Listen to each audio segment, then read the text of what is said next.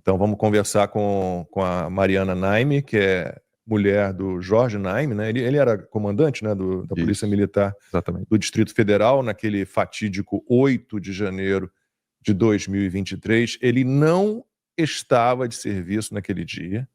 Ele foi acionado, foi para a Praça dos Três Poderes e acabou sendo envolvido aí neste grupo de injustiçados, daquilo ali que a gente não pode absolutamente chamar de tentativa de golpe de Estado. Então, o coronel Jorge Naime está ainda sofrendo medidas cautelares e a Mariana vai explicar para a gente qual é a situação neste momento, né, com ele. Mariana, obrigado pela participação, bem-vinda. O que você pode nos dar de informação sobre seu marido?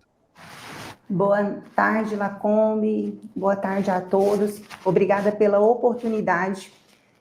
Tenho dito que a nossa maior arma é a verdade, e o que tem sido bem difícil, porque tem tentado de todas as formas nos calar.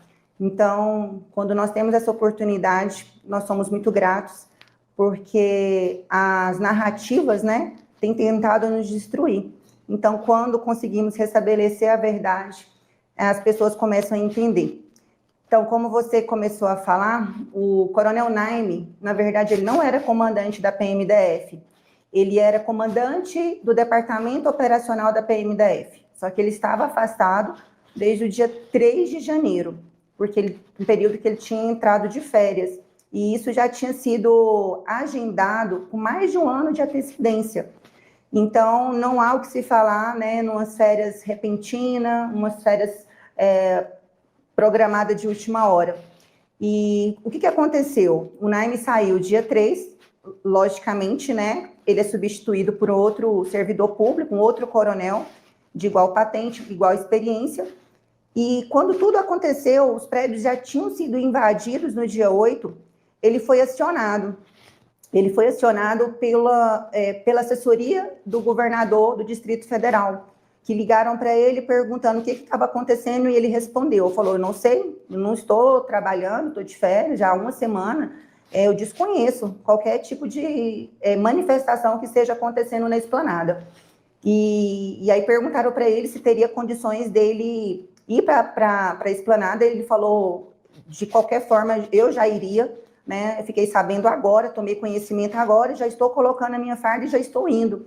E aí, quando o Naime chega na esplanada, foi por volta de 17h30.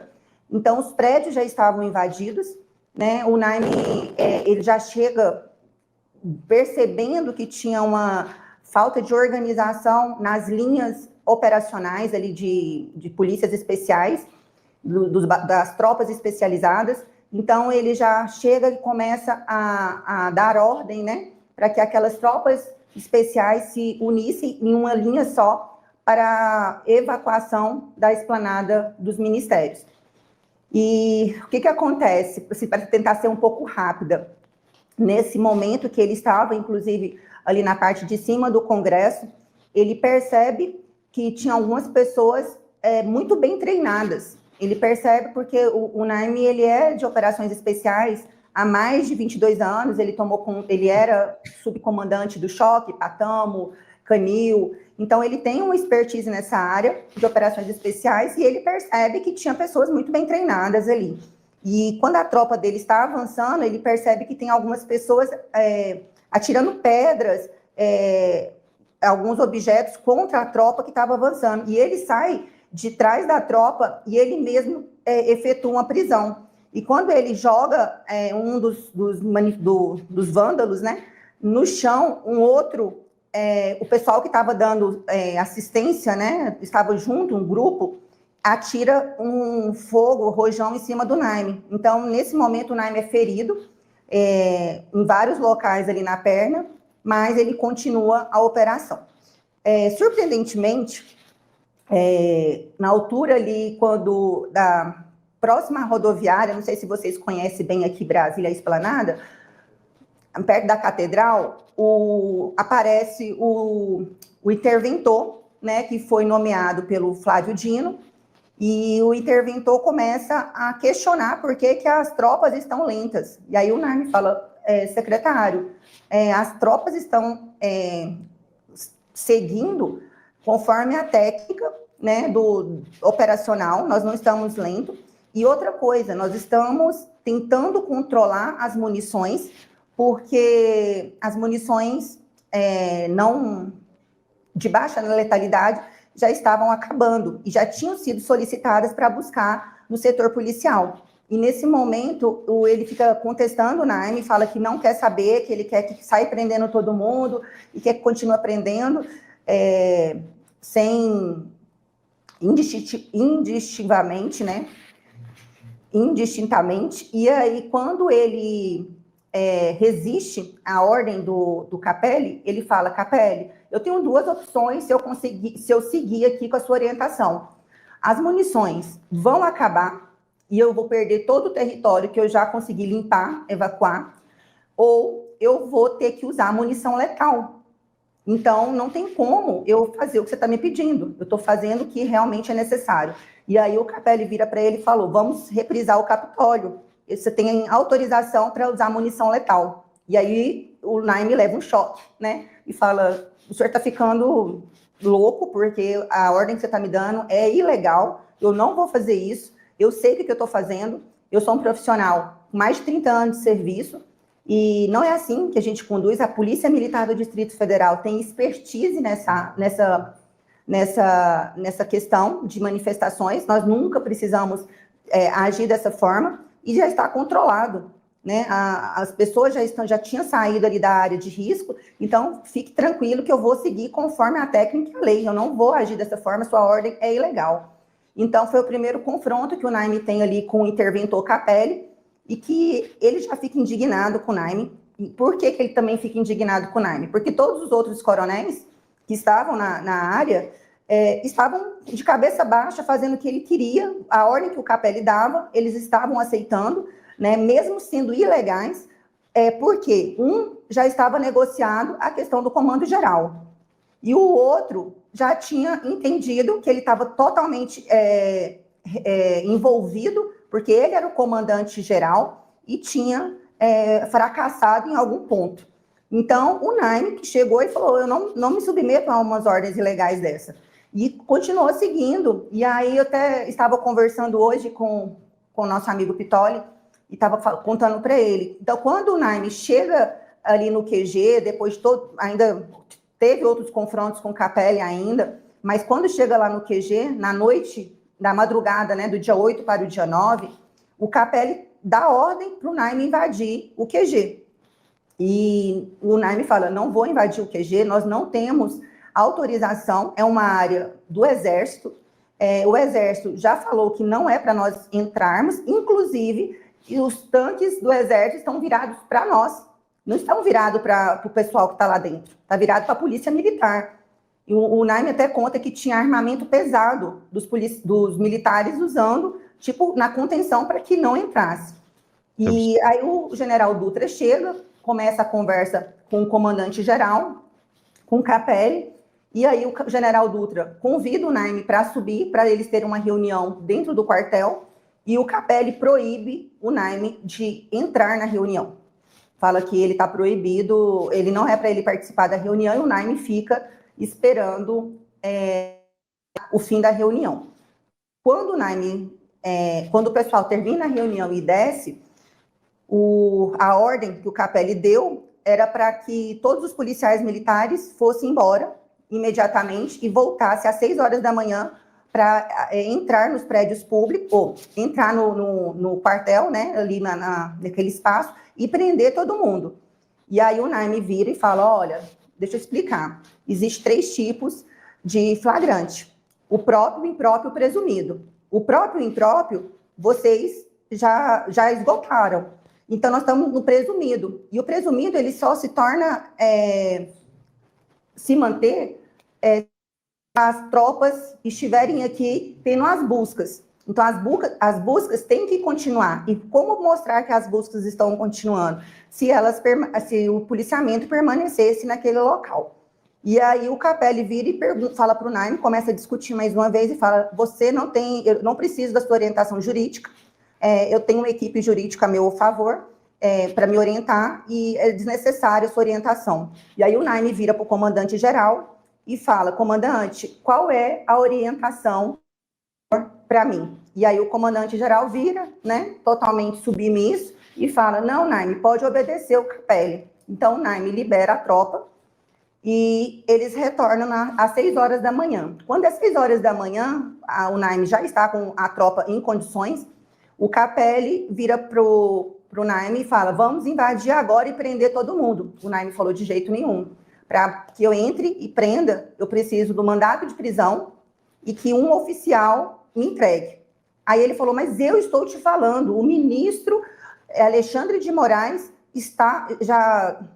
já expediu os mandados de prisão e eu estou te falando. Aí o Naime até fala, secretário, ontem eu não sabia nem quem o senhor era. Eu não posso confiar na sua palavra, eu preciso de um documento formal para me ter condições de cumprir essa determinação. E aí, nesse momento, o Capelli sai no telefone, conversando com a pessoa, né, e aparentemente era o Flávio Dino, e fala que o Naime não queria cumprir as determinações, e aí ele volta e fala para o Naime, não, nós não vamos prender mais ninguém, nós vamos apenas fazer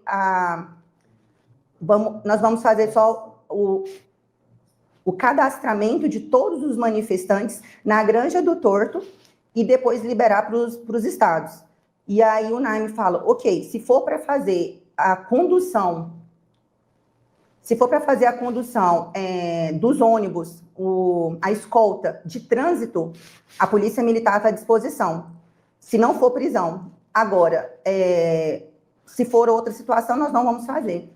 E aí ele fala, não, nós só queremos que seja a escolta, né, para a Granja do Torto. E assim, são muitos detalhes, né, vai ficar muito longo para te contar, mas enfim, quando o Naime sai para ir para a Granja do Torto, esperar os ônibus, o endereço é modificado 3 vezes. Então, depois da Granja do Torto, quando o Naime sai para ir, eles ligam e falam que era para a superintendência, depois fala que é para Papuda, e depois os ônibus chegam na Academia Nacional da Polícia Federal. Então, teve toda essa situação. E aí, o Naime, não só os manifestantes foram enganados, como o Naime foi enganado, né, porque eles queriam que colocasse as pessoas nos ônibus, e que não foi a Polícia Militar que colocou, quem colocou foi o Exército. A Polícia Militar não direcionou, né, as pessoas aos ônibus. E quando o Naime chega naquela situação, né, um campo de concentração de fato, o Naime fica extremamente abalado, porque ele se sente ali também enganado, e as pessoas naquela situação, crianças, idosos e mulheres, numa situação com pessoas passando mal, e que já estava tarde, quando o Naime ainda permaneceu lá por um longo tempo, percebendo que não tinha água, não tinha alimento para o pessoal. E aí, quando o Naime negocia com os policiais que estavam trocando o turno, pede para eles se seria possível eles fornecerem a alimentação que ia chegar para eles, para o pessoal, né, as mulheres, idosos e crianças. E aí os policiais aceitam ceder a alimentação, e o Naime também solicita na Polícia Militar quantidade de água, e foi o que eles comeram naquele dia. Então, é um absurdo completo, né? Como a gente tem dito, o Naime era uma pessoa que não era para estar naquele momento, eles não contavam com o Naime lá,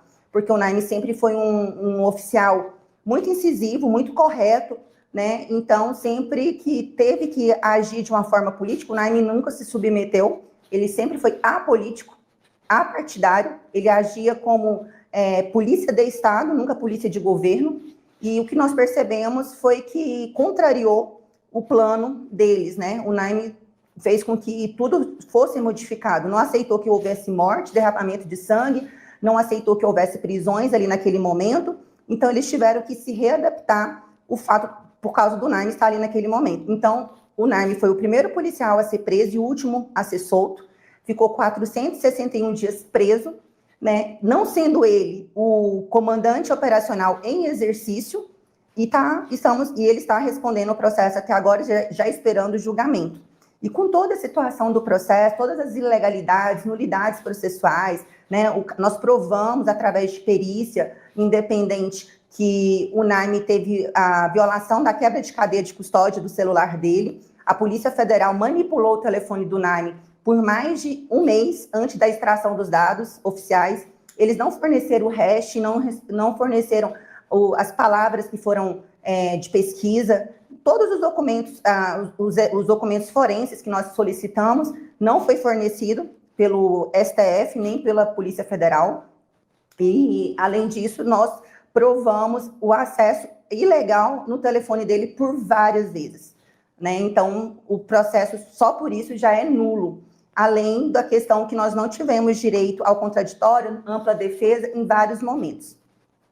O Naime, durante todo esse tempo que ele ficou preso, né, nós fizemos várias reflexões, né, assim, da injustiça, o porquê ele está naquela situação, se era uma pessoa que estava de férias, tanto é que são 7 réus da PMDF aqui. Ele é o único que estava de férias, todos os outros estavam na ativa, participaram do planejamento, estavam nos grupos específicos, né, ali da manifestação. O Naime é o único que não sabia de nada, chegou, ajudou a resolver a situação e foi gravemente prejudicado. Mas o que você falou, as instituições foram tomadas por ganância, a necessidade de poder, né, pela soberba, e o Naime sempre resistiu a essa situação, inclusive dentro da instituição Polícia Militar. Ele era uma voz de resistência lá dentro. E aí, por causa do caráter, lealdade, honra, né, porque isso a gente não se compra, isso a gente tem ou não tem, e o Naime, ele teve ele se tornou um bode expiatório, não apenas do 8 de janeiro, mas dentro da instituição Polícia Militar, porque a própria instituição Polícia Militar tentou por muito tempo que fosse só ele o culpado. O STF, a Polícia Federal pediu várias vezes alguns documentos que mostraria a inocência do Naime, e a Polícia Militar do Distrito Federal não fornecia a documentação. Então, nós tentávamos ter acesso à documentação, nós não conseguíamos, para mostrar que Naime estava de férias. Então, existia um complô da própria instituição Polícia Militar do Distrito Federal com o STF ali, ou com a Polícia Federal, não sei. Eu sei que tentaram de todas as formas que o Naime fosse o único prejudicado, mas ficou tão nítido, porque os autos, eu digo, porque eu li página por página daquele processo, que nós não precisamos, nós não acrescentamos nenhuma nova prova nos autos, além do laudo de perícia, porque todas as provas da inocência do Naime estavam dentro dos autos. Então, eles tiveram que fazer um malabarismo sobrenatural para o Naime ter uma denúncia. Para você ter noção, um grupo de 4 pessoas, que são P2, que são tipo da inteligência, de batalhões específicos, para alguma operação específica que tinha dentro do departamento operacional, eles consideraram um grupo de 4 policiais como sendo o centro de inteligência da PMDF, sendo que o centro de inteligência da PMDF é um departamento individual, que é subordinado ao comandante-geral. Então, eles tentaram de todas as formas. É bizarro as alegações finais da PGR em relação a Naime. Eu queria, não sei se... Bem, agora já tomei aqui a palavra. Eu queria só perguntar também, Mariana, sobre a situação do Naime enquanto ele estava ali preso em regime fechado, porque, se eu me lembro bem, ele teve problemas de saúde, né, e isso foi negligenciado, né? Sim, sim. Ele chegou a ser preso, ele ficou na própria academia da Polícia Militar. E ele fala que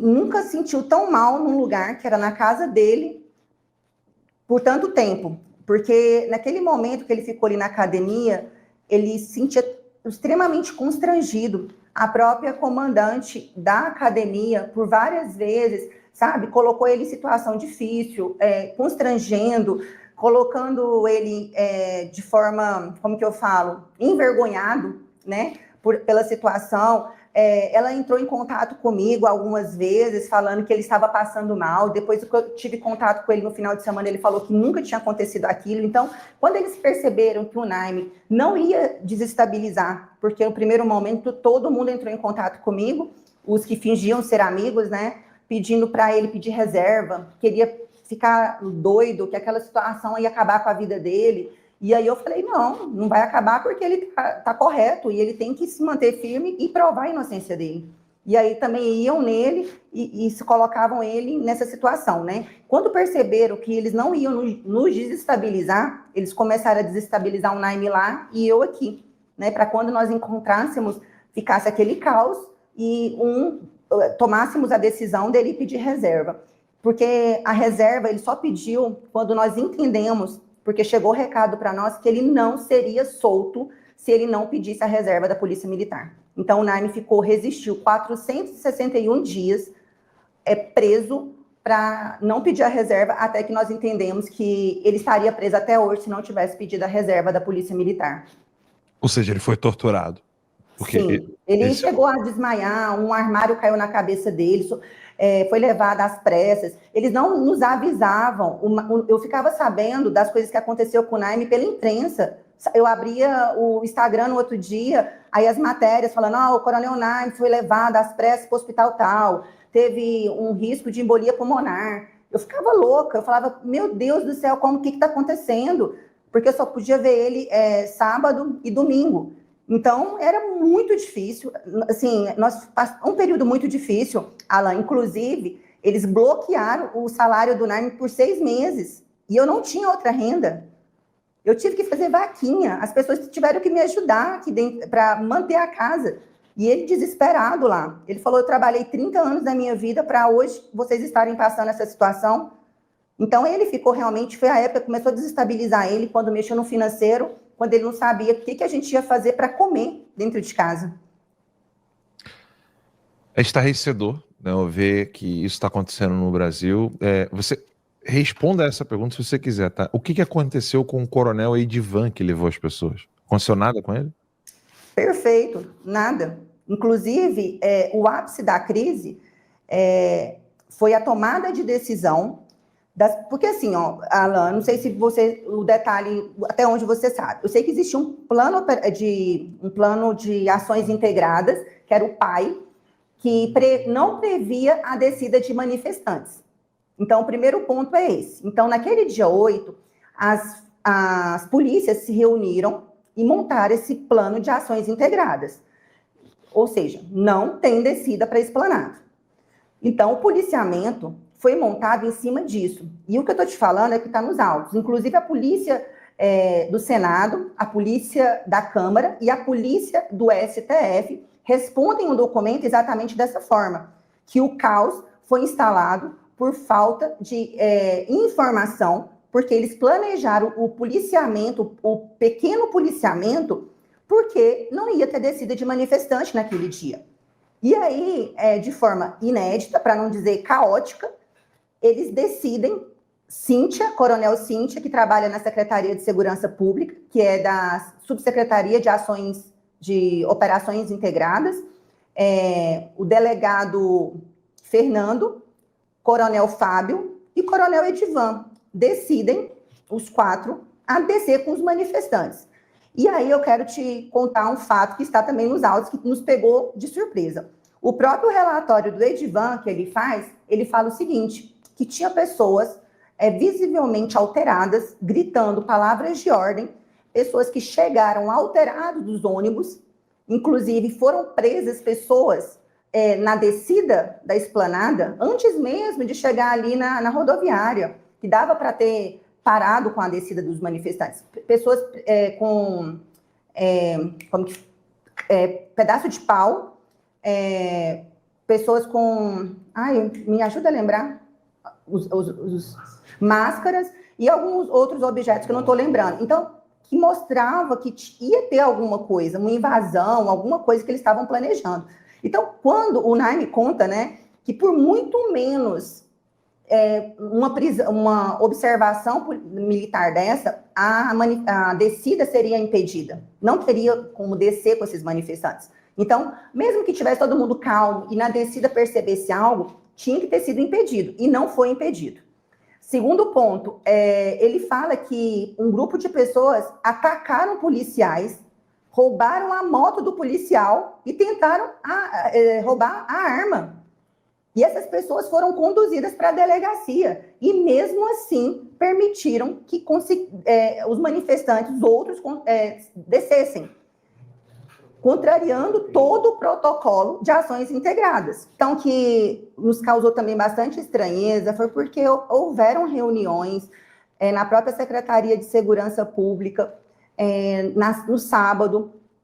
O Andrei esteve lá, comunicando que teria invasões a prédios públicos.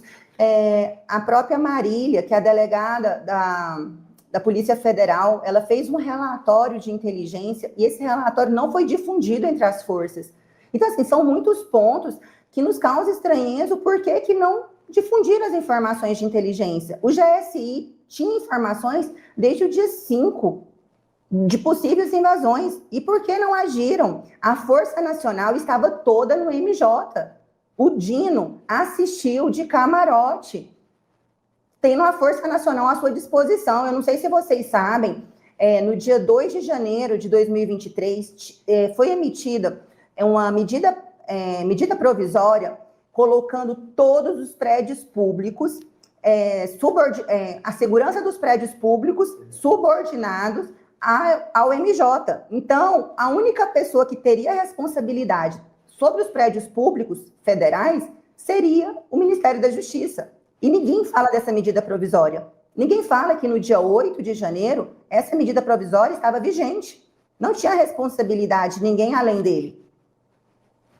Não, é impressionante. A gente sabe muito bem que aquilo não foi uma tentativa de golpe de Estado. A gente nunca tinha visto Brasília tão vulnerável, a Praça dos Três Poderes vulnerável daquela forma. É absurdo saber que o coronel Jorge Naime teve que peitar um interventor como Ricardo Capelli, que, veja a formação, é ex-presidente da UNE, né, jornalista, ex-assessor de comunicação do Maranhão, trabalhou no Ministério dos Esportes e foi nomeado para o Ministério da Justiça pelo Flávio Dino. O que sabe é o mesmo que me colocar no Ministério da Justiça. O que eu, jornalista com 37 anos, vou ficar dando ordem para um coronel como Jorge Naime, que tem mais de 20 anos de experiência.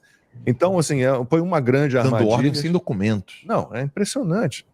A rapidez com que... Mandando usar força letal. Isso é que é cruel. Mandando usar força letal sem nenhum documento, zero. Você veja a rapidez. Alan, inclusive, quando o Naime estava preso ainda, eu não sabia que tinha acontecido essa situação toda, né? Porque foi muito rápido, então eu não sabia dos detalhes.